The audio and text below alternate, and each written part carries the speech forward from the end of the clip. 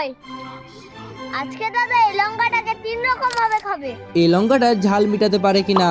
তো নাম্বার 1, লঙ্কা থেকে বিচি বের করে লঙ্কাটিকে ধুয়ে খাওয়া। সেই জন্য আমি লঙ্কা থেকে বিচি বার করতে লাগলাম। এরপরে অনেকক্ষণ ধরে লঙ্কা থেকে বিচি বার করার পর জল দিয়ে ধুয়ে নিলাম। এবার খেয়ে দেখা যাক ঝাল লাগে কিনা। খাওয়ার পর তো প্রথম প্রথম ঝাল লাগছিল না, কিন্তু একটু পরে ঝালের পরিমাণ মনে হলো আস্তে আস্তে বেড়ে গেল। সেই জন্য আমি জল খেয়ে নিলাম। শান্তি। 2 নম্বর দাদা ডেইরি মিল্ক চকলেট দেখাবে। প্যাকেট কাটতে গিয়ে দেখতে পেলাম চকলেটটা গলে গেছে। সেই জন্য আমি ভালো করে লঙ্কাতে মাখিয়ে নিলাম। এবার চলো খেয়ে দেখা যাক। খাওয়ার পরে তো প্রথম প্রথম ডেইরি মিল্ক চকলেটের স্বাদ আসছিল, কিন্তু একটু পরে ঝাল লাগতে লাগলো।